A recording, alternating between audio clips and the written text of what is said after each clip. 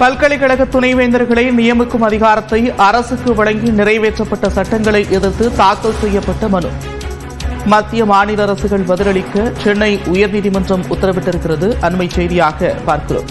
பல்கலைக்கழக துணைவேந்தர்களை நியமிக்கும் அதிகாரத்தை அரசுக்கு வழங்கி நிறைவேற்றப்பட்ட சட்டங்களை எதிர்த்து தாக்கல் செய்யப்பட்ட மனுவில் மத்திய மாநில அரசுகள் பதிலளிக்க சென்னை உயர்நீதிமன்றம் உத்தரவிட்டிருக்கிறது. கூடுதல் விவரங்களோடு செய்தியாளர் மதன் இணைகிறார். மதன், விவரங்கள்.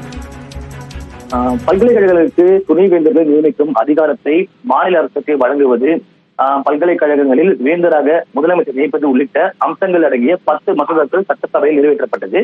ஆனால் இதற்கு 2 முறை ஒப்புதல் அளிக்க தமிழ்நாடு ஆளுநர் ரவி மறுப்பு தெரிவித்தார். இதைத் தொடர்ந்து உச்சநீதிமன்றத்தில் தமிழக அரசு வழக்கு தொடர்ந்தது.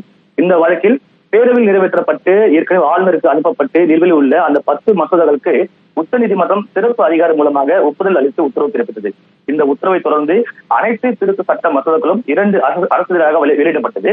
இந்த சட்டங்கள் அரசிதழாக வெளியிட்டதன் மூலமாக பல்கலைக்கழகங்களில் துணைவேந்தர்களை அரசை நியமிக்கும் சட்டத்திட்டம் அமலுக்கும் வந்தது.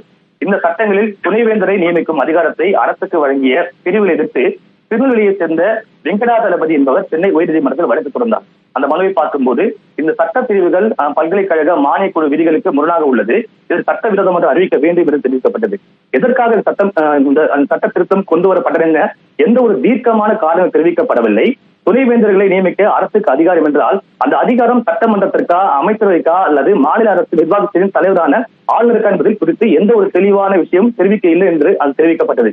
அது மட்டும் இல்லாமல் பல்கலைக்கழகங்களில் வேந்தராக முதலமைச்சர் நியமிக்கும் வகையில் கடந்த 1994ஆம் ஆண்டு கொண்டு வரப்பட்டு நிலுவையில் உள்ள அந்த சட்ட திருத்தத்தை திரும்ப பெறாமல் புதிதாக சட்டத்திட்டம் கொண்டு வந்து நிறைவேற்றுவது சட்டமன்ற விதிகளுக்கு முரணானது என்பதால் இந்த புதிய சட்ட திருத்தின் அடிப்படையில் துணைவேந்தர்கள் நியமனத்திற்கான தேர்வுக்குழு நியமிக்கவும் துணைவேந்தர் நியமிக்கும் தடை விதிக்க வேண்டும் எனவும் அரசுகளை அமல்பட தடை விதிக்க வேண்டும் என்றுதான் இந்த மனுவில் தெரிவிக்கப்பட்டது. இன்று இந்த மனுவை விசாரித்த நீதிபதிகள் ஜி.ஆர். சுவாமிநாதன் மற்றும் லட்சுமிநாராயணன் அடங்கிய அமர்வு இந்த மனு தொடர்பாக மத்திய மாநில அரசுகள் உரிய பதில் மனு தாக்கல் செய்ய வேண்டும் என்று உத்தரவிட்டு இந்த வழக்கு விசாரணை 1 வாரத்திற்கு தள்ளி வைத்துள்ளார்கள். மதன், விவரங்களுக்கு